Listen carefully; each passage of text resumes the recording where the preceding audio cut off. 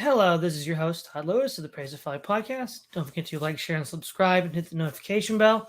Don't forget to go on over to Locals to subscribe to me over there. You can support me directly and engage with the channel. And as per usual, at the end of the stream, we'll look at the chats. Super chats will be read first. And if you have any questions for Keith or Swithin, make sure to let me know. We've already got a lot of people here. It looks great. Vingel, Spinley, Dissident Nomad, Minoan, Cyberpunk Internal Affairs. Welcome. So this was a recommendation by Keith Preston. A Substack article by Richard Hanania, the year of Fukuyama, American triumphalism, and normie theories of democracy.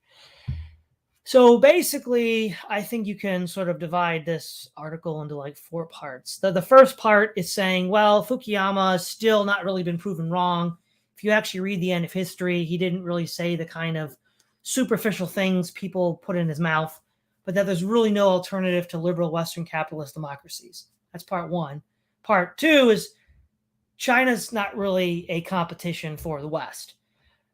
He has this strange reading that their zero COVID policy is because of hypochondria, which is, whatever. But the more serious claims that he makes is that, China has good enough antibiotics. So it's difficult to figure out why the zero COVID policy would be implemented. And then second of all, that this level of social control is going to hamper China's development and flexibility, because highly rigid autocracies are not usually associated with innovation. So there's that. The second point is Russia. He says that a lot of conservatives in the United States look to Russia as a future hope. He argues that with the fact that the West so rapidly rallied to the cause of Ukraine, that it's a lot stronger than people thought, and that Russia's a lot weaker. And I'm like, well, let's wait till December 2022, January 2023, and get back to me on that, and we'll see what the winter holds.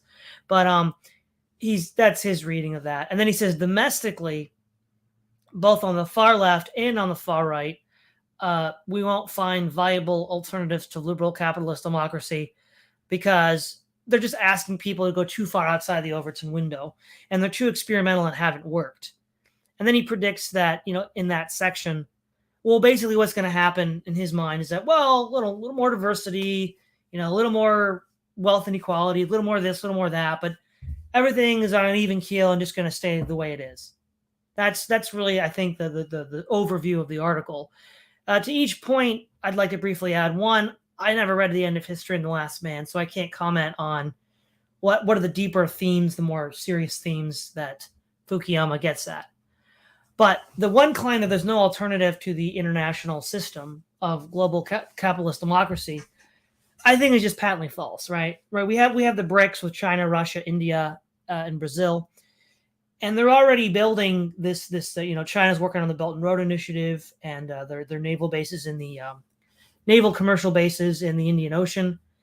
And what I think China's trying to do, well, they call it the New Silk Road, so it's like they're not even being secretive about this. China understands geopolitics, and beginning in 1500, with the great age of exploration, Europe catapulted to the top billing position, because it was able to trade directly with China and India, cutting out the middlemen, leading the Middle East and Central Asia to become desert wastelands, and then, producing tremendous amount of wealth for the European countries, and then by extension, the United States. And China wants to redirect the majority of global trade to land traffic because it knows it can't compete directly with the sea powers, and it wants to starve them of economic resources. And it used to be up until 1500, throughout all of human history, that's where trade took place, the Silk Road. So it's not an impossible, inconceivable strategy. And I think whether it's a Chinese communist government or someone else, some China would eventually try this. And it has worked in the past. So I'm fairly bullish on China being able to pull this off. The other thing is with Russia, while Russia is a declining power, and I tend to be a bit bearish on Russia, the real issue is Europe's in no great shape either. And with this impending energy crisis, and recently now OPEC has announced it's going to reduce oil production, even against the demands of the United States, it's become pretty clear that what's going on. is that the West isn't quite as strong as he thinks it is. And if we look at domestic policy, he mentions, Jan 6 as well, and all of this, and that he doesn't think domestic violence will increase. Well, I mean, we had 2020, a lot of political violence there.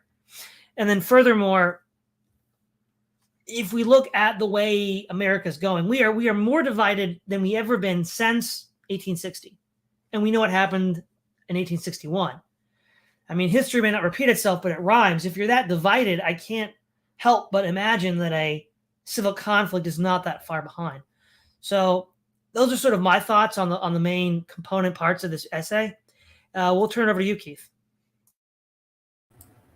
Yeah, well, Richard Hanania seems to have a fairly similar geopolitical outlook to Peter Zion, and we've talked about him on this program before as well.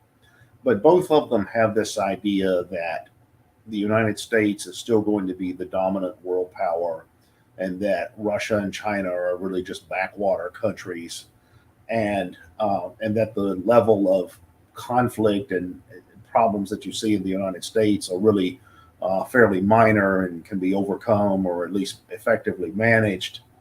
And as Todd was saying, I think that's an overly optimistic view, certainly of the United States.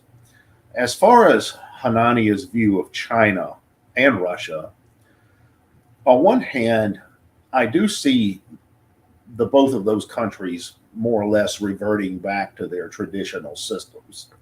Um, Russia seems to be more or less becoming the old Russian Empire nowadays. Like, you know, Putin is the czar, Czar Vladimir in everything but name.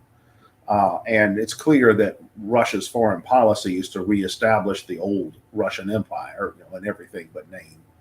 Um, and then China seems to be reverting to their traditional Confucian system. And Xi Jinping is essentially the modern Chinese emperor in everything but name. Now, that doesn't mean that either one of those societies are going to fail. China existed for centuries with its traditional Confucian system. Russia existed for centuries with its Tsarist system. And both countries could continue to exist indefinitely in the future with basically the same model, only with more modern technology, most of which was originally imported from the West. That's entirely possible. It remains to be seen as to whether, like Peter Zion, for instance, he thinks Russia and China are eventually going to fragment and split up into a bunch of different countries or something like that. That could happen, but I don't think that's a foregone conclusion by any means. Russia and China, I think, could certainly exist indefinitely in more or less their present form, as authoritarian autocracies, maybe not as world powers on the scale that the Western powers have been, but certainly important great powers and certainly important regional powers. So Hania's analysis of those two countries, I don't think, is entirely off the mark or off the wall. I do think his discussion of COVID, though, in China's zero COVID policy is a bit off the wall, because he attributes that to germophobia on the part of the Chinese. I don't know that that's the case.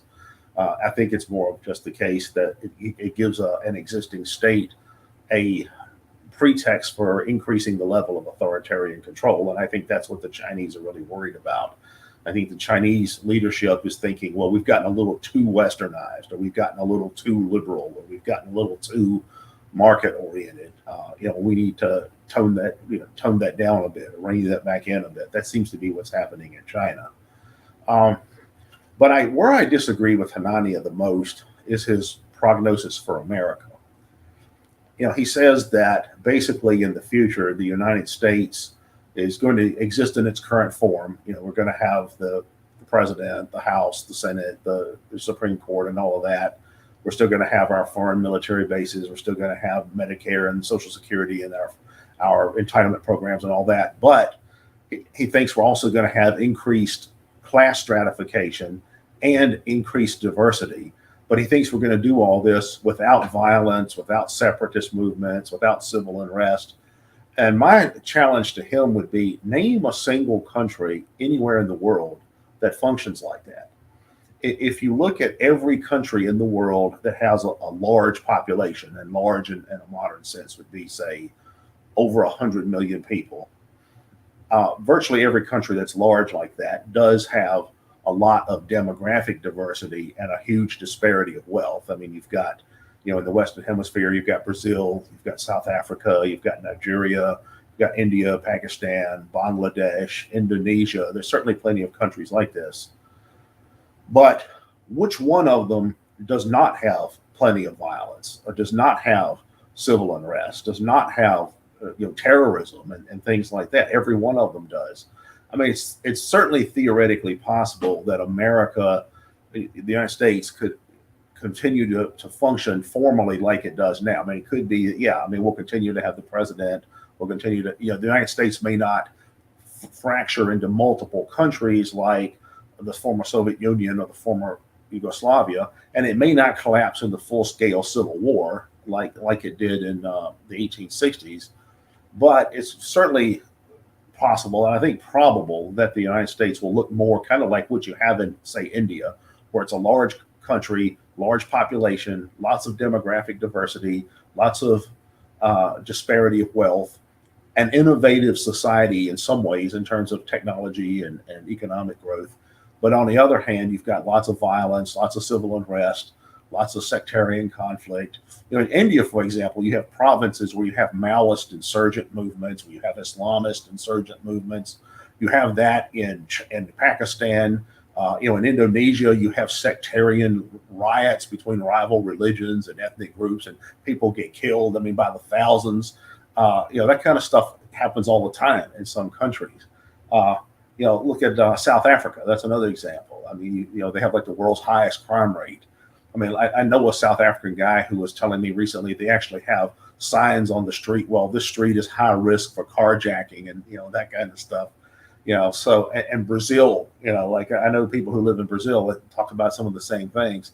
And, it seems to me at bare minimum, we're going to have violence on that level in the United States in the future, the way the United States is going, because no other country that is going in the same direction or functions on the same model does not have that kind of level of violence. I mean, name one country that has a large population, diverse population, huge disparity of wealth without violence. Yeah, exactly. Before I hand it over to you, Swithin, one thing that I've noticed about commentators like this, who, if not libertarian or libertarian adjacent, there's this sort of weird bipolarity where on the one hand, they'll talk about how America's less innovative, there's more government controls, everything's terrible, America's doomed. And then as soon as you go to the international stage, it's like Ronald Reagan's America again. We're going to kick ass and take over the world. And it's like, well, wait, that's not what you've been just saying. But yeah, Swithin, your take on this. Oh, that seems very much to be true, I think, Todd. I thought Hanni's article is worth reading if you haven't read it. Although my biggest issue with it was that choosing 1 year to compare the systems seems to be a fundamentally flawed way of seeing how well they're actually going to operate. We need to see sort of the trends and where they're going, and that's kind of what you've mentioned so far to a large extent. So which way are they going, and how is this going to play out? I also think there's a problem of standard of how well the systems are functioning. I mean, it almost seems to some extent, now this may be an unfair reading of Hanania, but somehow the Russian system or the Chinese system was somehow they were going to have global influence somehow. It's like, well, I don't think they ever intended to. Although you could argue, well, what you wanted to do is to copy them. I suppose you could make that kind of claim. But it almost seems as if, well, the goal of any major power is to basically copy the United States and be a world hegemon in some way, either cultural or militarily or economic, which I don't really think they intended to do. But to the specifics, his take on China, now, I'm agnostic on China to see how well they're doing. They are built on a hell of amount of debt. They've also engaged in astonishing amounts of utterly wasteful spending. They don't get much press anymore, but everyone remember the ghost cities in China, where basically nobody lives and they spent billions upon billions of equivalent US dollars on building. I mean, I think the stat was something like China used more concrete in like the first 10 years of the 21st century as America used in the entirety of the 20th. Now, that means a lot of development, but whether it was actually particularly well used, that's another question. There recently been problem with the banking sector with the massive amounts of debt associated with the real estate market, which is a huge bubble. So there are very much issues with China, but to the Hanani to say that lockdown, continual lockdowns are basically germophobia, just is bizarre. I fail to see how anybody could get to be a leader of a major country and not be basically rational. I think it'd be highly unlikely people get that. And if we have, and we should assume that all leaders of any countries, even anywhere in the world, really are rational unless there's evidence to the contrary, which I simply don't see directly with Xi. I remember reading that one goal of Xi at some point was to move away from an export-based model to a large extent and to increase domestic Chinese standard of living in the future, and would also decouple themselves to some extent to the reliance on foreign countries. I think, as we discussed as well, I think in other episodes on the Chinese military and things as well, China isn't necessarily the best country geographically for being a very, very heavily export-based country, just because of the maneuvers that the ships need to do to get anywhere. There's lots of places they could be sunk very regularly. I mean, especially go to Europe it's almost absurd shipping from China to Europe. You got to go down near Singapore through Malaysia through the bottom of India. Then you got to go into the Middle East. You got to go for the Straits of Hormuz. You got to go through the Dead Sea. You go through Suez. I mean, it's not simple. And even going straight to the west coast of the USA, you basically got to go through Japanese-controlled areas in Taiwan. So if they wanted to move further away politically from the West, they're going to want to economically decouple themselves. And lockdowns are a perfectly good and easy justification to basically mess up international trade to some extent, to harm the West to some extent, but also to reorientate the Chinese economy more domestically so that they can not necessarily be autarkic, but significantly reduce their levels of exports. And to be fair, I mean, they're a big enough country to be able to survive more on domestic trade than smaller countries will. So it's not an ideal policy from a development perspective, but you could see why as you would do it. And of course, if you want to increase the control of the domestic population, again, it's helpful for that. So I do think there's an economic justification for it. With respect to Russia, I mean, we just got to figure out what's going to happen with the Ukrainian war is one of the main things. Clearly, did Russia have they done as well as they wanted to? No. Have they utterly failed? Well, not yet. That would seem to be clearly the case. Also, with Russia, and this is turning to a Peter Zion situation with the comparative positions of various countries. Is one of demographics. We talked about various problems in the United States so far, but the United States demographic situation isn't great. I mean, it's very much below replacement rate. And I would, if it's anything like the UK, who's just to note, demographics are significantly worse than the US. I mean, in 2000, it's down for like 2008 at 1.96, and it's now down to like 2020 1.56 children per woman on average. If it's anything like the USA, is anything like the UK, they are mostly going to be immigrants or second generation, which is going to cause further sort of ethnic divisions within the countries. I think I alluded to this a couple of weeks ago, that there was a nice big fight between the Hindus from India and the Pakistanis from, and the Muslims from Pakistan in Leicester. Because, clearly importing to lots of people from countries who don't like each other was never going to cause any problems on British streets. I think there's also had a situation where Kurds have had big fights with the Turks in Manchester. I mean, this is something that's going to sort of continue. And even in the demographic situation is going to be exacerbate that. But again, it's still below 2. And if you look at the massive welfare states that exist in the UK and the USA, that's going to be increasingly expensive to service. Um, I mean, at least one of the theories as to why the Chinese might have deliberately leaked the coronavirus out of a lab was so they could kill a lot of the elderly population, because obviously the one-child policy was a bit of an issue when it comes to maintaining lots of the elderly Chinese. And I think they have a pretty high life expectancy as well. So the demographic situation in the West long term is going to cause some problems. Now, interestingly, this is where Russia. Now, Peter Zion likes to go on how bad the demographics in Russia are, but interestingly, they're of the four countries, the USA, China, the UK, and USA, they're the only ones who've got a reasonable uptick in increased birth rates. I mean, it is significantly down from, say, the 1950s, but everybody else is, but there's a clear increase. Now, whether or not the emigrations and other stuff is going to be an issue, because obviously that's a problem with Russia as well. Clever people leave, which is also true of Ukraine, actually. Basically, all the Ukrainians I've ever talked wanted to leave Ukraine. So the demographic situation in the West is poor. And unless we talk about the educational level in the West, where Keith recently shared an article where a biology professor was fired for making his class too hard.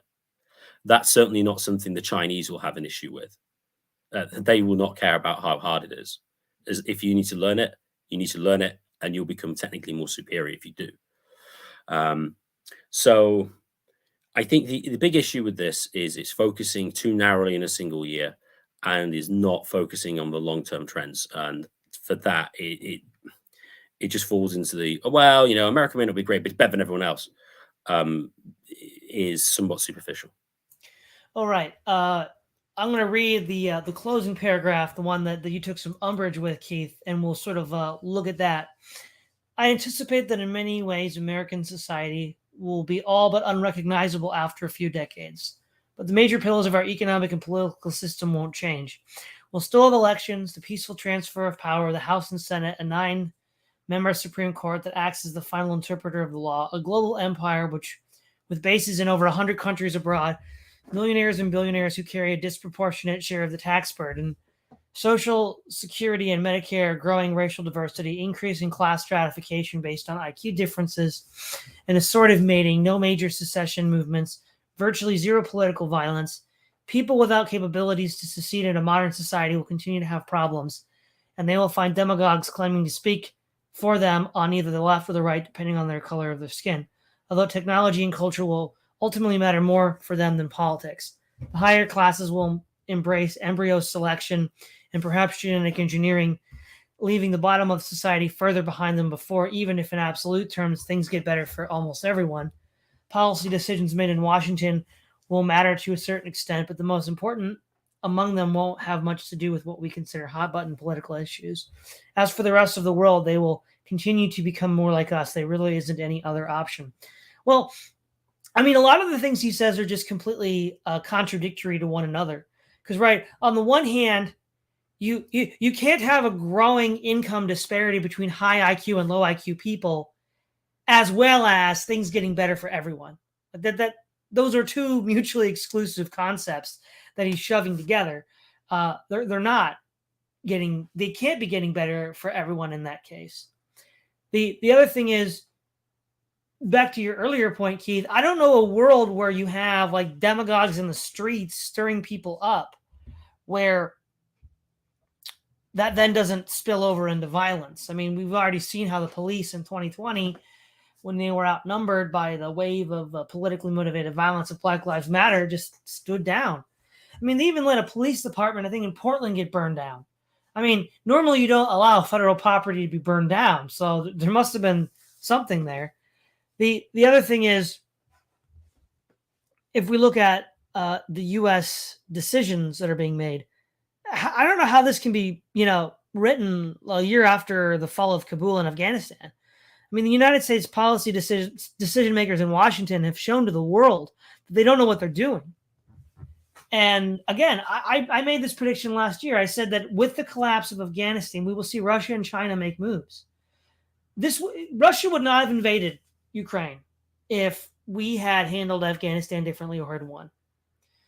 I don't believe they would have done it.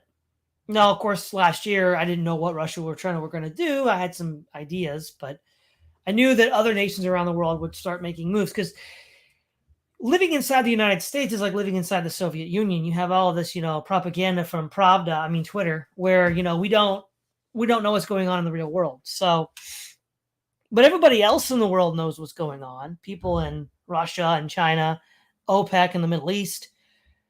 So they've decided to reduce oil production, which is going to severely hurt the West.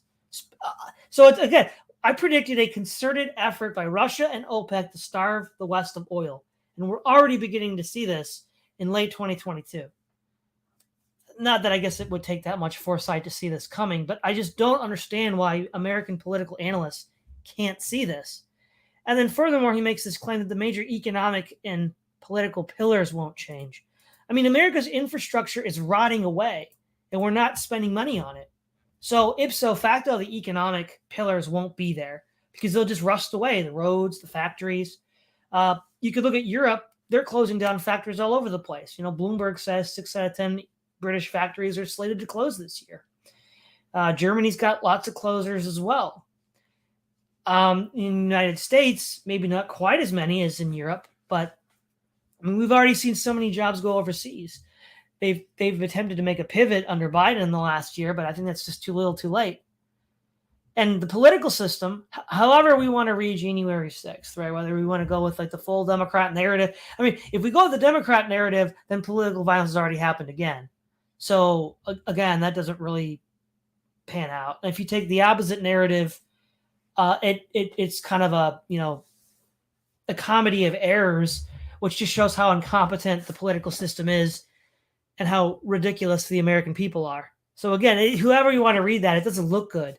So zero political violence and the institutions are sound. I mean, this is something I would have expected to have been written in the Obama administration, not after Trump, not after COVID, not after the fall of Afghanistan. Keith. Yeah, this outlook that Richard Hanania has, as you were saying, it's similar to the kind of rhetoric I see coming from a lot of the neo-Reaganites. Like if you've ever watched Peter Robinson's interview program, Peter Robinson is he used to be a speechwriter for Ronald Reagan or one of those guys back in the 80s, Bush Senior or somebody like that. But he has an interview program that he does for the Hoover Institute, and the Hoover Institute is a conservative think tank, mainstream conservative Republican think tank. And Peter Robinson will interview figures like Victor Davis Hanson and a lot of the neocons like Bill Kristol or Joe Goldberg or somebody like Harvey Mansfield. And they'll all say the same thing. It's like, yeah, well, America's America. We're going to win. And because look at what Ronald Reagan did. I mean, Ronald Reagan stood down to the Soviet Union, and we had unparalleled economic growth in the 80s, yada yada. And all we need is another Ronald Reagan. We just got to find him. I hear that all the time from those people, and it's kind of like. The problem I have with, and Richard Hanania, I don't know that he's younger than that. He's younger than that generation, but he's sort of like a younger version of that. He clearly has some of those kinds of influences, this kind of quasi neocon, quasi Reaganite influences, because he's basically making the same argument. It's like, well, of course we're better than everybody else because we just are. And it's like, the rest of the world is bad because they're them. And we're us. It's this kind of reworked American exceptionalism. But for people like these folks who always say, well, we're the realists, we conservatives, we're the realists, we look at facts and evidence and logic. We think with the head, not with the heart. They're not really thinking with their head. At least these people like this aren't, because they're leaving out all the things that shape a society. I mean, culture is a big part of society. Culture impacts how people think. Like talking about education, I recently came across some data that showed that half of Americans read on a 6th grade level. And for listeners outside the United States, the sixth grade is basically for 11-year-olds. Like the average age of a sixth grader is probably about 11 years old. All right, so half of Americans read like an 11-year-old. I saw data recently showing that in terms of overall functional literacy, Americans now rank 125th in the world out of 195 countries. And when I first saw that, I'm like, no, this has to be wrong. But no, I looked it up, and no, apparently it was true. It was based on pretty solid evidence. So when you have a society where half the population are basically illiterate, you're not going to be what Richard Hanania thinks America is still going to be in the future. When you have a population of uneducated people, you're going to have a population of poor people. When you have high levels of poverty, you also have violence, you have crime, you have social conflict between population groups, particularly the more diverse your society becomes, as we are becoming more diverse. Like I showed somebody these statistics recently about America and its illiteracy rates, and they're like, yeah, but if you take the minorities out, it doesn't really matter. I'm like, well, actually, no, that's not true at all. It's you actually have nowadays a lot of minority populations who are more educated than all white people are. Right? So this is a universal problem. That's one thing. Also, one thing that Hanania says that I do kind of agree with is he talks about how the higher classes will embrace embryo selection and genetic engineering and all this kind of stuff. I do see a trend in that direction among the elites. Like you have these new elites, these new tech elites, like you've got your Peter Thiels and Elon Musk and Jeff Bezos and Bill Gates, all these weirdos. They do seem to be embracing this kind of weird pseudoscience paradigm, this transhumanism and all this kind of stuff. And I do think that you see a leveling out between the ruling classes of different countries around the world. Like it used to be, most of the world's rich people were pretty much in North America and Western Europe and not too many other places. Nowadays, I think the global ruling class, in terms of people who control the wealth and resources, is becoming more spread out among more and more population groups around the world. And parallel to that, the working classes and poor and all of that in different countries are also leveling out. Like I've heard both Marxist-Leninists and libertarians say, well, the average, say, American, working class American is rich by world standards. Like I know Jason Unruh makes that argument, the Maoist, third worldist guy. I've heard Tom Woods make that argument and people from the Mises Circle as well. But I think that is actually changing. I think increasingly you're starting to see the third worldization of the, just the rank and file populations of a lot of Western countries, particularly the United States. At the same time, you're starting to see a rising upper class, a rising upper middle class in other parts of the world, like China, like India, like Pakistan. So you're starting to see this global leveling of ruling classes and wealth distribution. I mean, obviously, you still in some places like sub-Saharan Africa, you have the traditional extreme poverty you've seen there.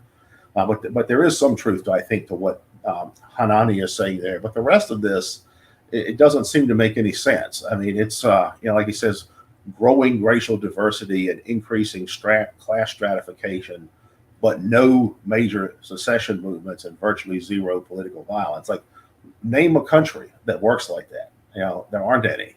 I mean, every country. They're not America, Keith. They're not America. Yeah, yeah, but if America imports their model, then we will be them. I mean, true. Yeah, I mean, it's it really does have this kind of flavor of but Americans are invincible. I mean, it's like the stuff you see in old Roman writing. Like court historians would talk about, well, we're Rome. I mean, we're invincible. Yeah. All right, Swithin, your thoughts on this closing paragraph?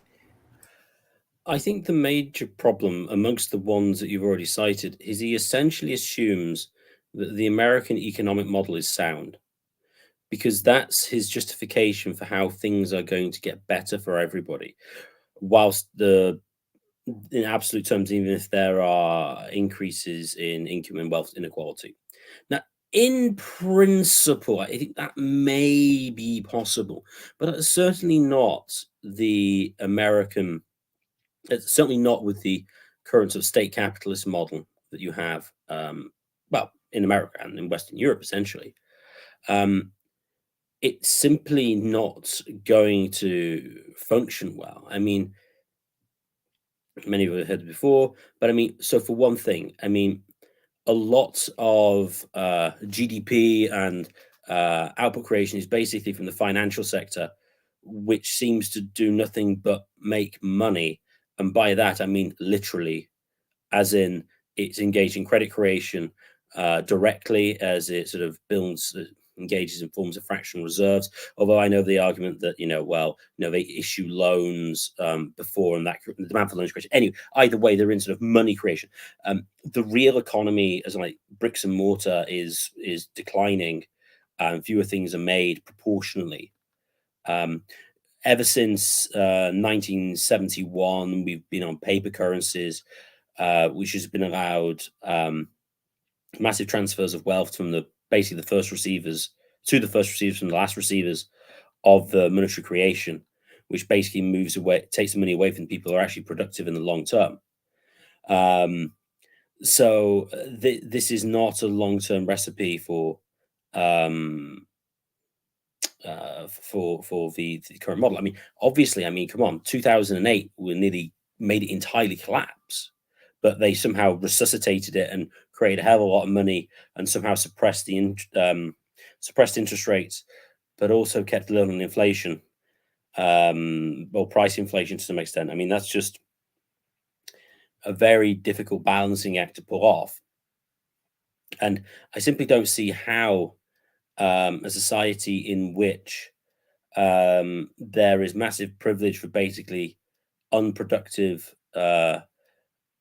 actors, either from the state adjacent organizations, and the bank, those who are associated with the banking, the central banking system, is somehow a recipe for high, low time preference, high saving, stable societies. It just simply isn't.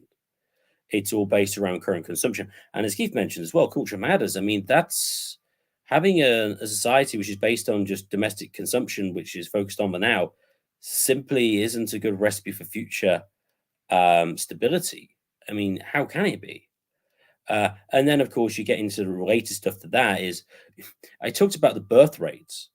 In England, over 50% of 15-year-olds do not live with their biological father. Now, as anybody knows from any sociological research, being now obviously you can say, well, you shouldn't stay because it would it would have been worse if you stayed with your biological parents. If it is the case that you have a stable home and you're with your biological parents, you in general are more functioning and generally a more useful citizen. You're creating a society in which people are emotionally unstable, don't have any skills, and are permanently in a state of fear and anxiety because they haven't had a stable upbringing. I mean, a lot of the sort of SJW types clearly exhibit this type of behavior. They're just mentally unstable because they've had a poor background to a large extent. I mean, this simply is not the basis on which um, you're going to create a functioning society, which will then produce a functioning economy. You can have some sort of weirdos on the side, and you can do that as long as they're a small proportion of the population. That's fine. Once it starts going mainstream, you've got a problem. And this is something that Hanani would just completely ignore. Um, I could also talk about the standard sort of conservative libertarian line of the amount of increase in regulation on manufacturing, which has just gone insane levels since like the late 1960s, 70s onwards. And then, of course, we have the current policy of let's ban all reliable, cheap electricity production because it's bad. And so that way we can rely on the wind because we all know how reliable that is. And oh no, wait, there's blackouts. Great. This is really something of a far thinking, stable economic system. Is insane. Right. This is another interesting paragraph that ties into this broader disagreement we have with Mr. Hanani. He says Tyler Cowen says that when he hears people being pessimistic about the future of the United States, he likes to ask, are you long the market or short the market? They never short the market. Far from revealing how fragile our system is, the events of January 6th showed how little even a president who wanted to stay in office can do to overthrow the system. Okay, so he's taken the mainstream position here. Fukuyama himself has gotten up in a wider hysteria, I think, making the common mistake of confusing his aesthetic revulsion towards Trumpism and populism more generally with something that will end democracy. On the right, there is a similar exaggeration of the ultimate impacts of wokeness, which, while annoying and ugly, is not the end of civilization.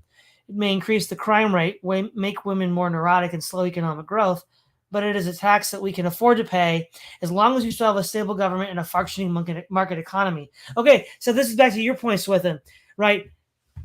How big is this cost? Like, well, what do you mean this is a cost we can afford to pay? If it's like 2% of the population, maybe. But if it's 25% or more, then it's not. And furthermore, I don't know if we take his reading of January 6th, I don't know in what reality that constitutes stable government. If that's what you think happened, then that's what happens in Africa. That's not a stable government by definition. I mean, there's a lot of like mutually exclusive terms being thrown around here. And Cowan makes this bizarre statement: are you going to short the market? Well, no. You know what the best predictor for people's hope in the future is? Do they have children? And they're not having children. So clearly they don't have hope for the future because they're not having children. Otherwise they would. And then second of all, who is he talking to? How many people in America have that kind of money to play this market game? I mean, he's talking to a very niche section of the country, that high IQ bracket that's going to get, wealthier, he says. But whatever, but simultaneously, he said at the end, more and more people are going to get left behind. So if more and more people get left behind as a net total of the population, back to your concerns with him, then this is something that even a functioning market or a stable government can't maintain. Furthermore, in the last 20 years, we had 3 market crises: 2001 dot-com bubble, 2007-8 long recession, and then 2020 kicked off by the COVID lockdowns. Again, in a 20-year period, if you have 3 financial crises, that's not a stable market. That's not a stable government. It's like it's almost like white is black and black is white. I mean, I don't know what to say here, Keith. What do you have to say? Yeah, I mean, he's still, on one hand, he seems like he is a fairly solid analyst in many ways, but except he just falls back on this idea. Well, as long as the economy's okay, everything's good. It's still this kind of mainstream Republican economism. It's like, as long as the stocks are up or whatever, everything's good. It's like Todd was saying. Well, maybe if you're somebody who makes their living as an investor or something, which is like 1% of the population, maybe so. But as far as, and like you were saying, what about stable government? What we have now is stable government. Members of the Supreme Court have to have armed security to protect them against assassination attempts. It's like, they arrested some guy trying to go to Brett Kavanaugh's house to kill him. It's that you don't have that in a stable government. He's basically saying, as long as we've got, as long as the stocks are doing good, as long as the currency's not devalued to too great a degree, as long as we don't have a full blown coup or civil war, everything's good. It's just so much is left out of that picture. I was talking about education, and then Swithin was talking about other cultural and demographic factors. In societies where you have huge disparities between rich and poor, you also, parallel to that, tend to find a lot of family dysfunction. Now you can argue which one precedes the other? Is it does the economic factors cause the family dysfunction, or does the family dysfunction cause the economic factors? Well, it's probably both. I mean, they probably have a symbiotic relationship with each other. But if you look around the world at some of the poorest countries, like the Philippines is a good example. Uh, the Philippines is a country where, it's not uncommon where you find a single mom with 5 kids and no husband, because he just disappeared, or because he's a drug addict, or because he got killed in a gang war or something. I mean, that kind of stuff is normal in poor countries, and you're seeing more and more of that in the United States as well. And you're seeing it in places we didn't used to see it. I know for a number of years, from roughly 2009 to 2014, I had a job where I was working for a home remodeling company. I was their marketing director, and my part of my job was to go to different neighborhoods in Metro Richmond and survey the neighborhood based on the age of the neighborhood, and how old the homes were and what kind of work they need, and and then figure out which ones we wanted to make a priority as far as target markets and that kind of thing. But I'd go to neighborhoods and people would say, and these were like suburban neighborhoods. These weren't like inner city neighborhoods. I would go to suburban areas and people would tell me, well, don't stay in this neighborhood after dark. Like I'm just talking to, say, homeowners that were clients, in a subdivision, in an outlying county. They're like, don't we wander around the neighborhood after dark. It's dangerous. It's like it's the inner city or something. I mean, so we're starting to see these kinds of dysfunctions in every area of society that we, including demographic sectors and geographical sectors that we never saw it in before. As far as the political violence, a lot of political violence doesn't get reported on because there was a case where there have been cases of somebody who identifies, say, as a black supremacist, committed a murder or committed a hate crime against some person of some other ethnicity, a white person or an Asian person. There was some guy who was they traced his blog posts, and he was apparently some kind of black supremacist, and he had like run people over in a car or something like that. That kind of thing usually doesn't make the national media. It makes the more fringe media. But like the only political violence you ever hear about from the national media is you hear about January 6th, you hear about white supremacist terrorism like Dylan Roof and that kind of stuff. And then when it's a big conflagration, then you'll hear about that. But there's actually seems to be more political violence than what people recognize. I would count racially motivated violence as a form of political violence, because there's political grievances tend to be a part of that as well. So you've got that, and another thing is the one thing that Hanania didn't talk about, and I thought this was odd coming from a guy with his political orientation, is he doesn't talk about America's massive national debt, and he doesn't talk about America's massive entitlement liabilities. Like for years, I've heard conservatives talk about, well, what about these entitlement liabilities? Like, we're not going to be able to fund Medicare and Medicaid and Social Security. I never even hear them talk about that anymore. It's like that the issue's just kind of gone away. I guess they've just given up on it. But but that's a problem as well. I mean, we have an aging population. We have the fastest growing population in the United States is over 85 years old. So the super old are like the fastest. So basically, the nursing home constituency is the fastest growing population. These are all people that are light years past the working age. Some of them require extraordinarily expensive healthcare just to keep them alive. And that's how are we going to pay for that, particularly as the working age population shrinks. And then you also have inflation. For the first time in 40 years, inflation's become a serious problem again. Then with the national debt, a popular idea that's increasingly being circulated is this thing called modern monetary theory. And the idea behind that is that we just blow off the national debt. We just basically say, well, hey, we just owe it to ourselves, right? So we're just not going to pay it. We're just going to say, we ran up that $30 trillion national debt. Well, guess we just effed ourselves, because we owe it to ourselves, so we don't have to pay ourselves, right? All right, Swithin. I see you shaking your head. Yeah. The modern monetary theorists are really, really irritating. And what you should always do when you listen to them, what they always do is they talk about all these in terms of, oh, these national income accounting numbers and all this really abstract sort of, oh, identity sort of math stuff. It's like, no, no, no, no, no, no, no. Please, please, please tell me what the mechanics are actually of this and why this kind of matters, which they don't do. Um, the modern monetary theorists in general have the idea that, oh, we've got this sort of spare capacity, which typically is just defined as, yeah, the economy isn't growing as much as trend. Now, what trend is just what it's grown at historically. And we go, well, I'll probably grow that in the future. And then below that, somehow that means there's spare capacity. And so we need to chuck money at it and you'll get resources used.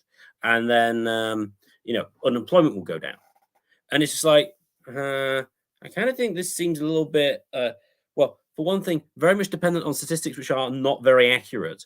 And look, how on earth is this supposed to solve anything just by creating money from nowhere? So the modern monetary theory are really no, but I suppose at the moment though, when it comes to the debts, I mean, it's an old theory. Is well, what we're going to happen is we're going to just run down the real value of the debt by having high levels of inflation, so the real cost of the interest payments go down. I suppose that's one aspect, but this is not a long run viable strategy. Just back to Tyler Cowen. Tyler Cowen is really annoying in general, as this really soft core libertarian type is basically a slightly more fiscally sound version of the Democrats. He says, why don't people short the market? Well, because the markets go up because of monetary inflation. That's why they go up all the time. The problem is it's really hard to tell when they'll go down. It doesn't mean they're not going to. It just means you don't necessarily have the inside knowledge to know when to short it. There's a claim that, oh, you should be shorting the market. I don't know when to short it. That doesn't mean I know that it's not going to be good idea to short it at some point. I just don't know when. And to say that, oh, somehow that means we have a great sense of how great the economy is ridiculous. Also, Keith was mentioning how a lot of Tom Woods types or whatever would say, oh, well, the American working class is better than most of the countries in the world, standard of living, etc. The problem is, I think, especially in recent times when it comes to the economic situation of those types of people, is because of their attempt to be value neutral and look at just like inflation in general, is that it ceases, it fails to take into account how much of an impact housing costs have on standard of living. They just they just sort of completely ignore it and go, well, you got all this sort of cool stuff. It's like, I kind of think being able to sort of feed your family and kids and live somewhere is kind of more important than whether or not you can travel between A to B a little bit quicker, or you have a device that tells you where to go. Now, maybe that's wrong, but that just seems to be what a lot of people do think, because it's one of the produces kind of security for their general activity. So whilst it might be more quote unquote value laden, I do really think what needs to be done is to look at what kind of things matter more to people when it comes to prices, and then try and work out whether or not the average wage can actually afford that. And I don't think that that's probably the case. I think it's probably less the case now than it was, say, 10, 20 years ago. Even aside with that, I mean, real wages in the UK are lower than they were before 2008. They haven't recovered. Well, they did recover. Then we had 2020 and we went down again. And real wages now are obviously been going down quite significantly for the last 2 years or so.